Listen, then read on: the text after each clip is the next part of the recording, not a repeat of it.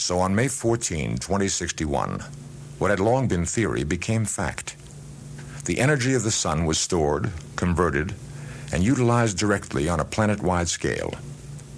All Earth turned off its burning coal, its fissioning uranium, and flipped the switch that connected all of it to a small station, 1 mile in diameter, circling the Earth at half the distance of the moon, and the entire planet ran by invisible beams of sun power.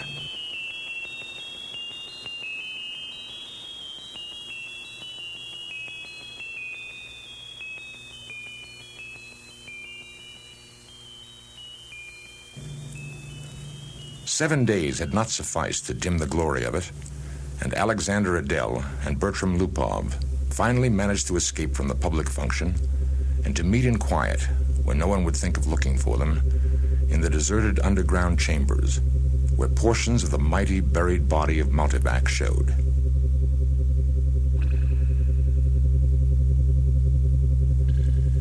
Unattended, idling, sorting data with contented, lazy clickings, Multivac 2 had earned its vacation, and the boys appreciated that.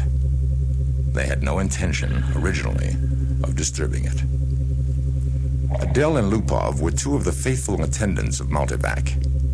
As well as any human beings could, they knew what lay behind the cold, clicking, flashing face. Miles and miles of face of that giant computer. They had at least a vague notion of the general plan of microchips, memory, and logic circuits that had long since grown past the point where any single human could possibly have a firm grasp on the whole. Multivac was self-adjusting and self-correcting. It had to be, for nothing human could adjust and correct it quickly enough or even adequately enough. So Adele and Lupov attended the monstrous giant only lightly and superficially, yet as well as any men could. They fed it data, adjusted questions to its needs, and translated the answers that were issued. Certainly they, and all others like them, were fully entitled to share in the glory that was Multivac's. For decades, Multivac had helped design the ships and plot the trajectories that enabled humanity to reach Mars and Venus. But past that, Earth's poor resources could not support the ships. Too much energy was needed for the long trips. Earth exploited its coal and uranium with increasing efficiency, but there was only so much of both. Now, thanks to Multivac and the events of the past week, the world's energy problems had been solved. The laborious months and years spent completing the massive project had taken their toll, and Lupov ran fingers through his thinning hair as if to reassure himself that some was still left. The two technicians had brought a bottle with them, and their only concern at the moment was to relax in the company of each other and the bottle. Adele's broad face had lines of weariness in it, and he stirred his drink slowly with a glass rod, watching the cubes of ice slur clumsily about. It was in this setting that the last question was asked for the first time, half in jest, on May 21st, 2061, at a time when humanity first stepped into the light. The question came about as a result of a $5 bet. It's amazing when you think of it. All the energy we can possibly ever use for free. Enough energy if we wanted to draw on it to melt all Earth into a big drop of impure iron and still never miss the energy used to do it. All the energy we could ever use, forever. And forever and forever. Not forever. Oh, just about forever. Till the sun runs down. Well, that's not forever. All right, then. Billions and billions of years. 5 billion, maybe. 5 billion years isn't forever. Well, it will last our lifetimes, won't it? So would the coal and uranium. All right. But now we can hook up each individual spaceship to the solar station, and it can go to Pluto and back 1,000,000 times without ever worrying about fuel. Now, you can't do that on coal and uranium. Ask Multivac if you don't believe me. I don't have to ask Multivac. I know that. Then stop running down what Multivac's done for us. It did all right. Who says it didn't? All I say is that the sun won't last forever. That's all I'm saying. We're safe for 5 billion years. But then what? And don't say we'll switch to another sun. You're thinking we'll switch to another sun when ours is done, aren't you? I'm not thinking. Sure you are. You're weak on logic. That's the trouble with you. You're like the guy in the story who was caught in a sudden shower and ran to a grove of trees and got under one. He wasn't worried, you see, because he figured when one tree got wet through, he would just get under another one. I get it. When the sun is done, the other stars will be gone, too. Darn right they will. It all had a beginning in the original cosmic explosion, whatever that was, and it'll have an end when all the stars run down. Some run down faster than others. The giants might last 100 million years. The sun will last 5 billion years, and maybe the dwarfs will last 100 billion for all the good they are. But just give us 1 trillion years and everything will be dark. Entropy has to increase to maximum. I know all about entropy. Sure you do. I know as much as you do. Then you know everything's got to run down someday. All right, who says they won't? You did. You said we had all the energy we needed forever. You said forever. Maybe we can build things up again someday. Never. Oh, why not? Someday. Never. Ask Multivac. You ask Multivac. I dare you. $5 says it can't be done. Adele was just drunk enough to try, just sober enough to be able to phrase the necessary symbols and operations into a question which, in words, might have corresponded to this. Will mankind one day, without the net expenditure of energy, be able to restore the sun to its full youthfulness, even after it has died of old age? Or maybe it could be put more simply, like this. How can the net amount of entropy of the universe be massively decreased? Multivac fell dead and silent. The slow flashing of lights ceased. The distant sounds of clicking relays ended. Then, just as the frightened technicians felt they could hold their breath no longer, there was a sudden springing to life of the viewplate attached to the output of Multivac. 5 words appeared.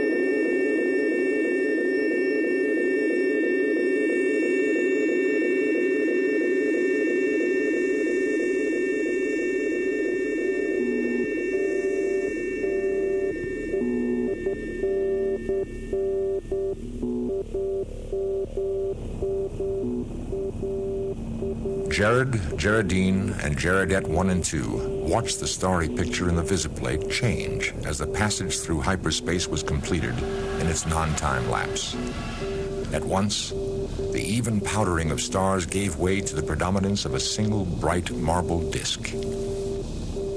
There it is, ladies, X-23. The little Geraldettes, both girls, had experienced the hyperspace passage for the first time in their lives and were self-conscious over the momentary sensation of inside-outness.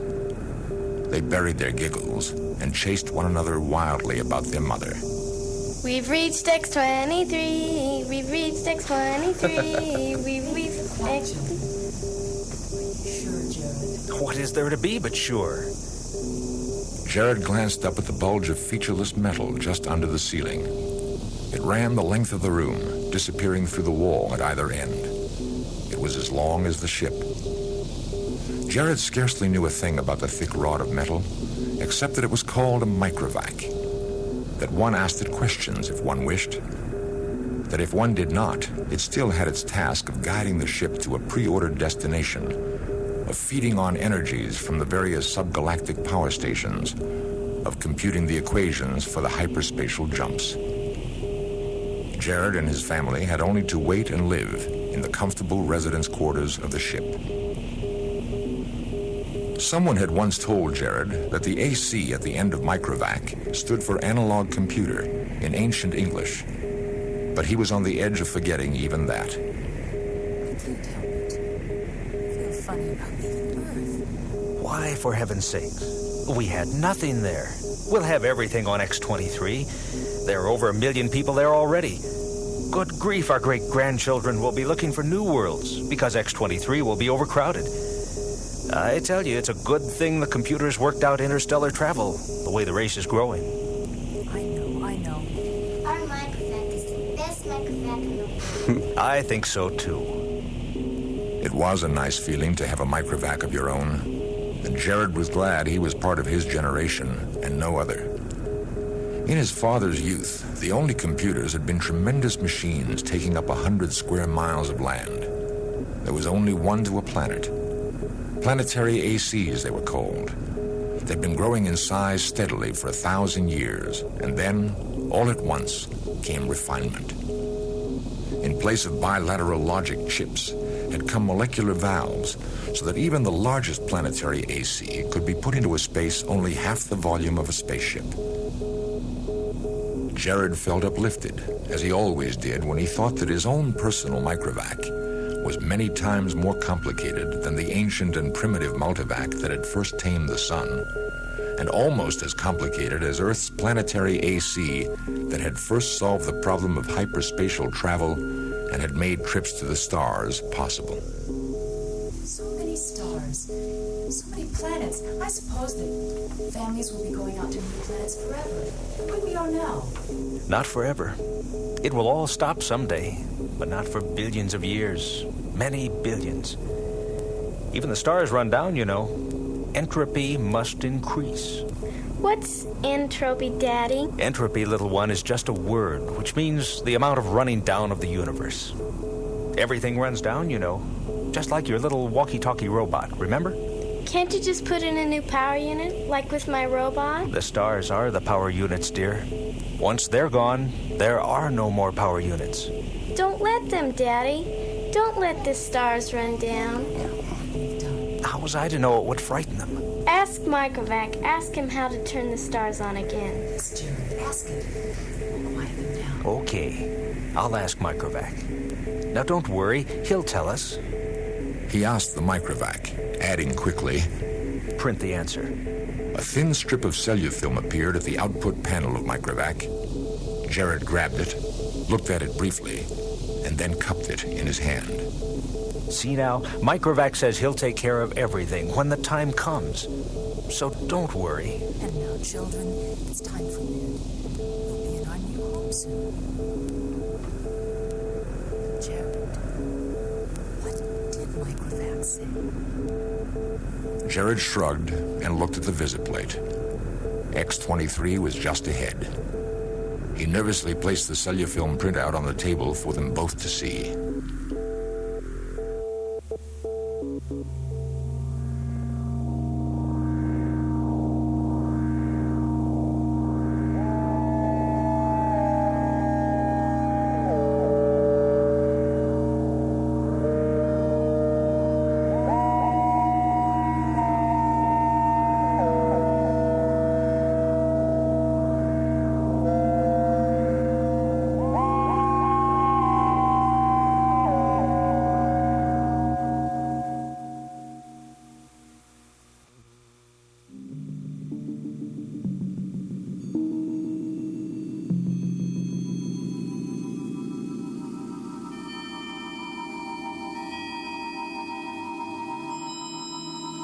VJ-23X of Lammoth and MQ-17J of Nikron felt honored at the invitation to present the results of their study on population growth to the 543rd Galactic Institute.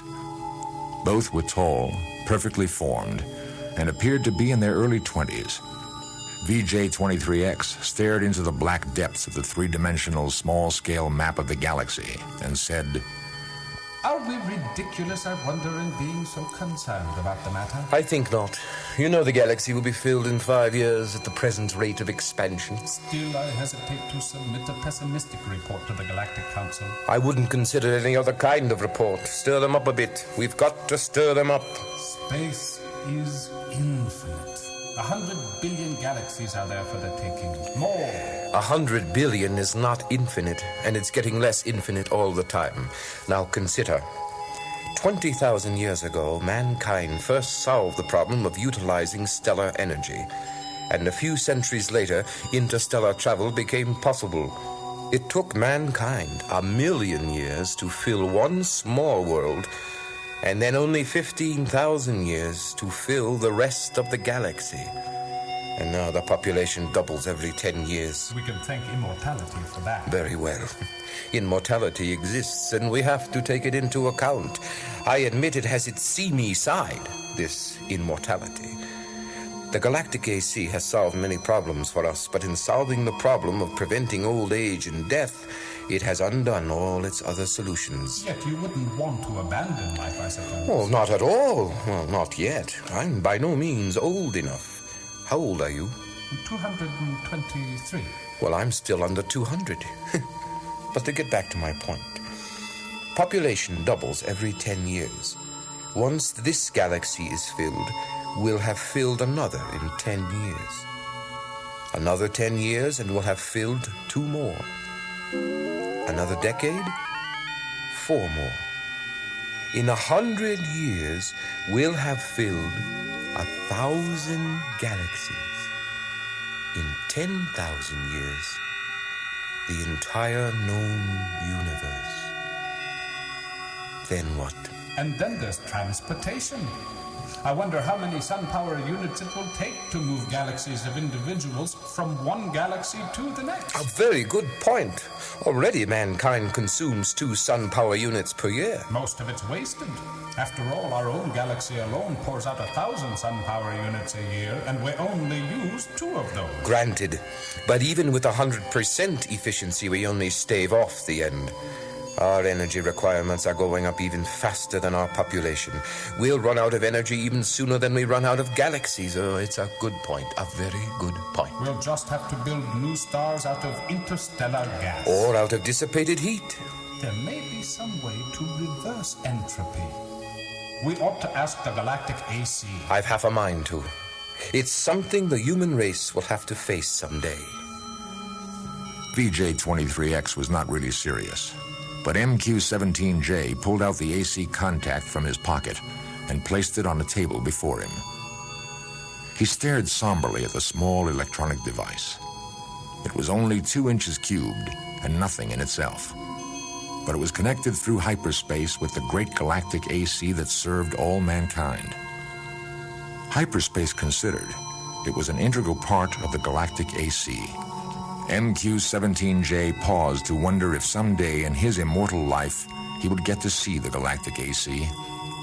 It was on a little world of its own, a spider webbing of force beams holding the matter within which surges of submesons took the place of the old clumsy molecular valves. Yet, despite its subetheric workings, the galactic AC was known to be a full 1,000 feet across. Can entropy ever be reversed? Oh, say, I didn't really mean to have you ask that. Oh, why not? We both know entropy can't be reversed. You can't turn smoke and ash back into a tree. Do you have trees on your world? The sound of the galactic AC startled them into silence. Its voice came thin and beautiful out of the small AC contact on the desk. There is insufficient data for a meaningful answer.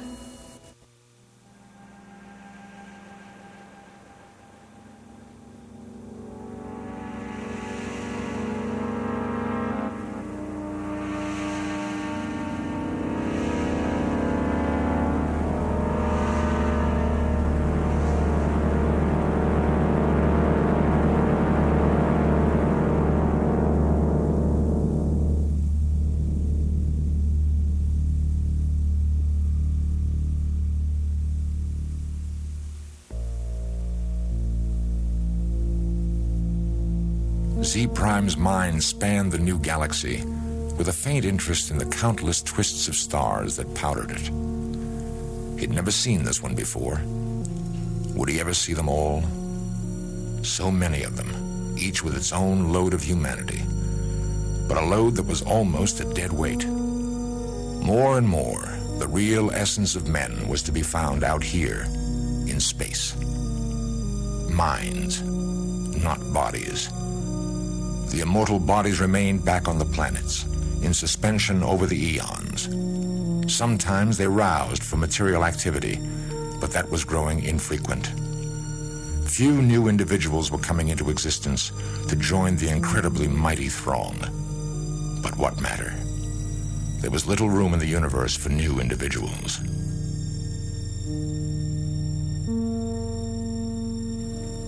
Z Prime was roused out of his reverie upon coming across the wispy tendrils of another mind. I am Z Prime, and I am D-1. What is the name of your galaxy? Only the galaxy, and We call ours the same. All beings call their galaxy, and nothing more. Why not? true, since all galaxies are the same. Not all galaxies. On one particular galaxy, the race of man must have originated. That makes it different. On which one? I cannot say. The Universal AC would know. shall we ask him? I am suddenly curious. Z Prime's perceptions broadened until the galaxies themselves shrank and became a new, more diffuse powdering on a much larger background. So many hundreds of billions of them, all with their immortal beings, all carrying their load of intelligences with minds that drifted freely through space. And yet, one of them was unique among them all in being the original galaxy. One of them had in its vague and distant past a period when it was the only galaxy populated by man. Universal AC. On which galaxy did mankind originate? The Universal AC heard, for on every world and throughout space it had receptors ready, and each receptor led through hyperspace to some unknown point where the Universal AC kept itself aloof. Z Prime knew of only one man whose thoughts had penetrated within sensing distance of Universal AC, and he reported only a shining globe, 2 feet across, difficult to see.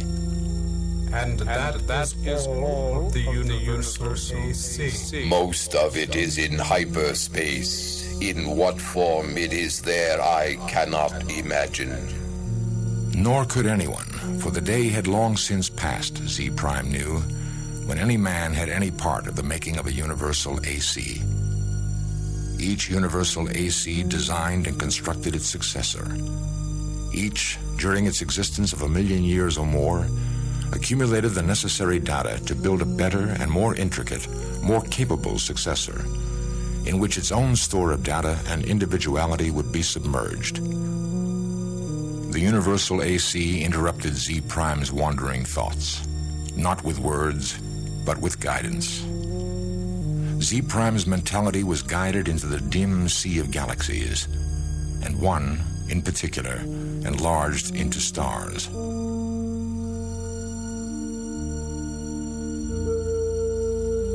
A thought came, infinitely distant, but infinitely clear.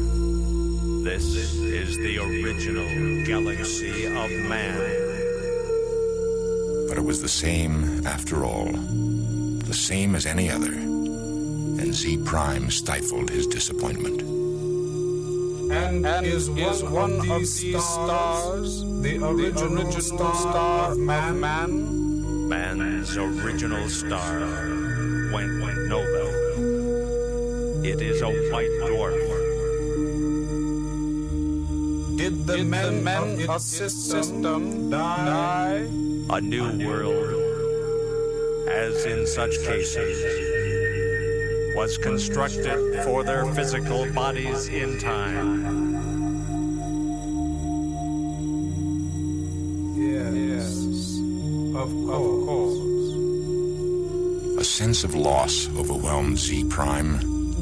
His mind released its hold on the original galaxy of man, let it spring back and lose itself among the blurred pinpoints. He never wanted to see it again. What is wrong? The stars are dying. The original star is dead. They must all die. Why not? But when all energy is gone, our bodies will finally die, and you and I with them. It will take billions of years. I do not wish it to happen even after billions of years. Universal AC. How may stars be kept from dying? How might entropy be reversed? There is as yet insufficient data for a meaningful answer.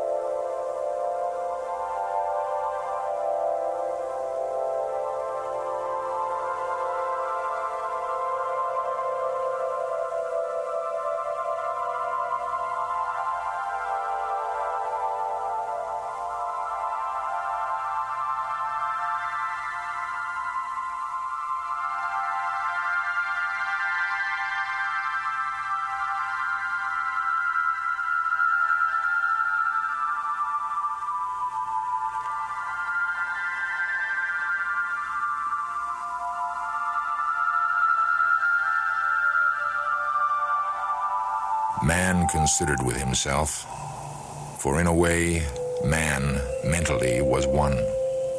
He consisted of a trillion ageless bodies, each in its place, each resting, quiet, and incorruptible, each cared for by perfect automatons, equally incorruptible. While the minds of all the bodies freely melted, one into the other, indistinguishable. And man said, "The universe is dying."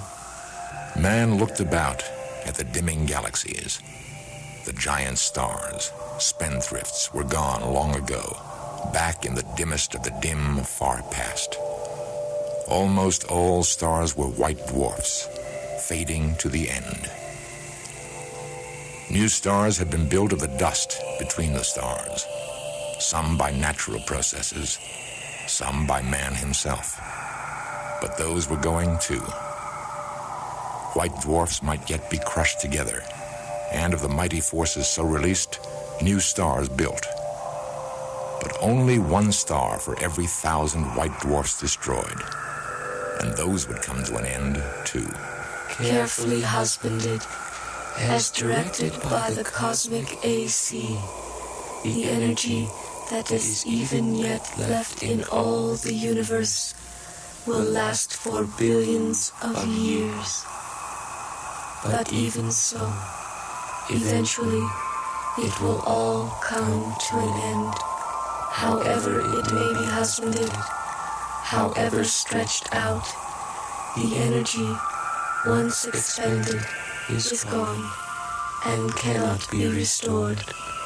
Entropy must increase forever to the maximum.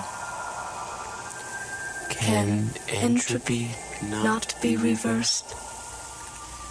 Let us ask the cosmic AC. The cosmic AC surrounded them, but not in space. Not a fragment of it was in space. It was in hyperspace and made of something that was neither matter nor energy. The question of its size and nature no longer had meaning in any terms that man could comprehend. Cosmic AC. How may entropy be reversed?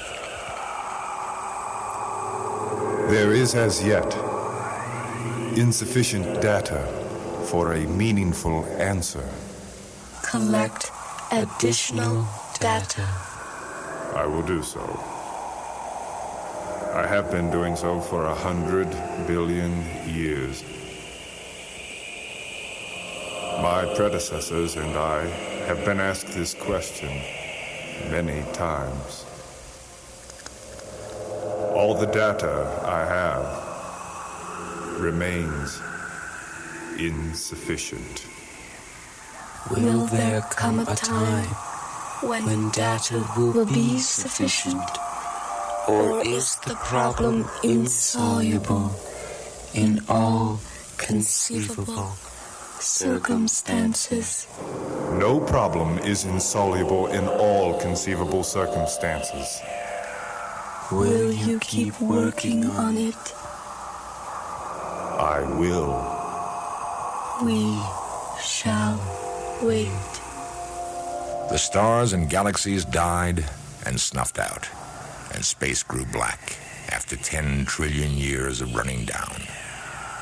One by one, man fused with AC, each physical body losing its mental identity in a manner that was somehow not a loss, but a gain. Man's last mind paused before fusion, looking over a space that included nothing but the dregs of one last dark star, and nothing besides but incredibly thin matter, agitated randomly by the tag ends of heat, wearing down to absolute zero. AC, is this the end?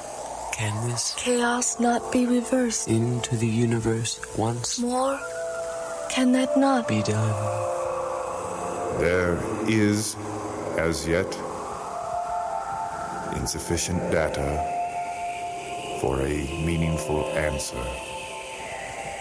Man's last mind fused, and only AC existed, and that in hyperspace.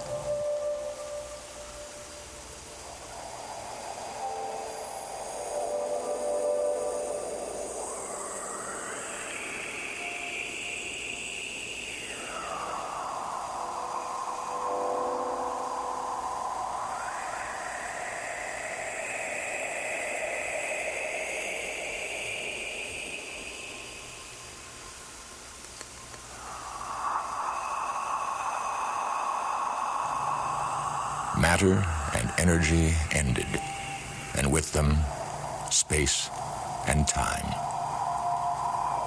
Even AC existed only for the sake of the one last question that it had never answered from the time a half-drunken computer attendant 10 trillion years before had asked the question of a primitive computer. All other questions had been answered.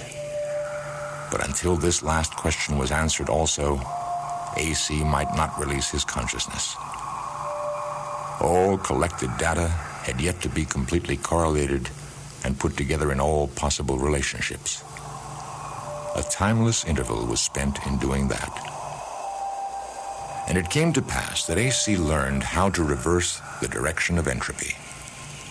But there was now no man to whom AC might give the answer of the last question.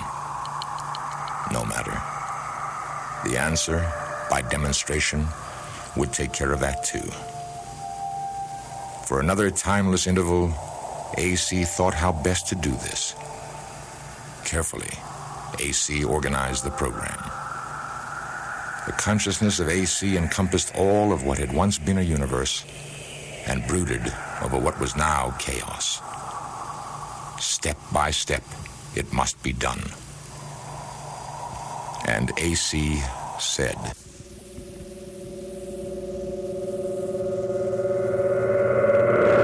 "Let there be light."